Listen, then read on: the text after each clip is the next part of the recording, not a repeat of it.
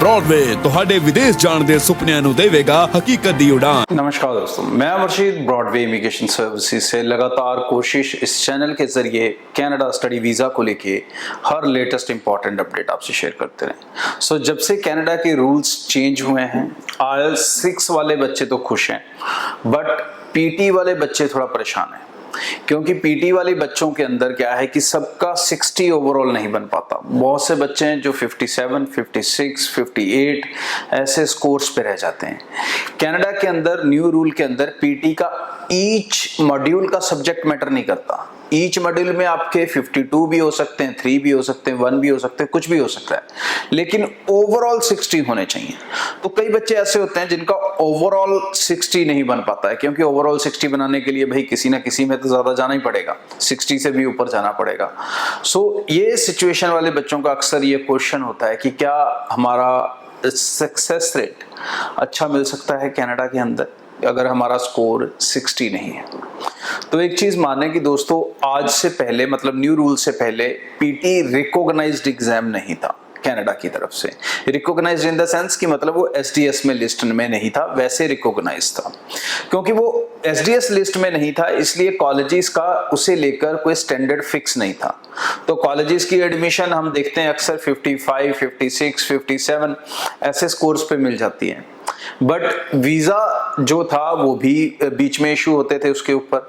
But अब क्योंकि ये स्टैंडर्डाइज हो चुका है, SDS के अंदर आ चुका है, अब इसको गवर्नमेंट ने डिफाइन कर दिया है कि आपको 60 चाहिए। तो आज की डेट में फिर सक्सेस रेट किस तरह से चल रहा है, तो अब जो गेम है वो पलट चुकी है। अब ज्यादा सक्सेस रेट PT के अंदर तभी आ रहा है अगर आपका स्कोर 60 है। अगर 60 से कम स्कोर हो जाता है तो कहीं ना कहीं आप नॉन SDS कैटेगरी में तो जाते ही जाते हो, उसके साथ साथ आप थोड़ा वीजा लेने के लिए भी रिस्की प्रोफाइल में आ जाते हो। अगर 60 है, you can expect it's like 90%, 100%। और अगर आपका 60 से कम है तो फिर ये भी डिपेंड करता है वो कितना कम है। One thing is like you are near to 59, 58, तो आप फिर भी कुछ ना कुछ काफी पॉजिटिव सोच सकते हो। 80-70% स्ट्रॉन्ग चांसेस रहेंगे।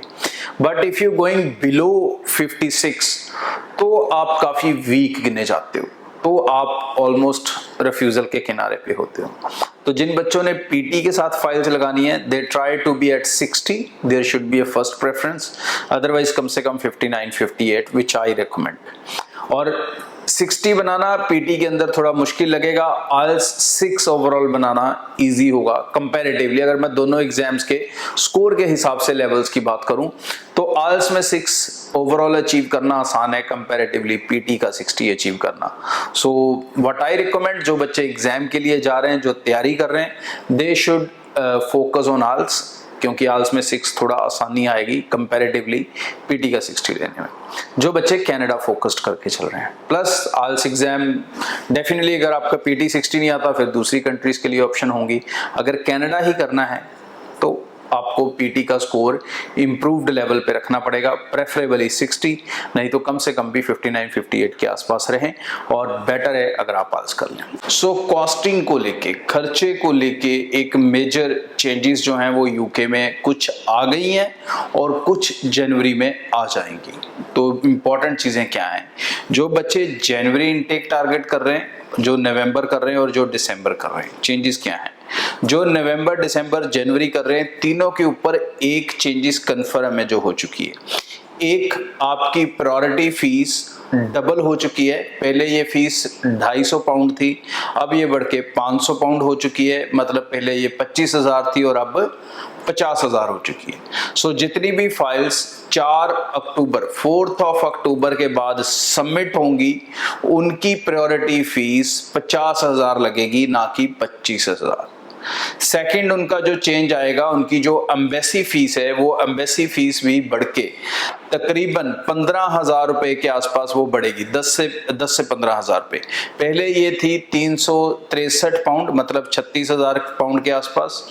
अब ये हो चुकी है 427 पाउंड, मतलब तकरीबन 43 से 44,000 के आसपास।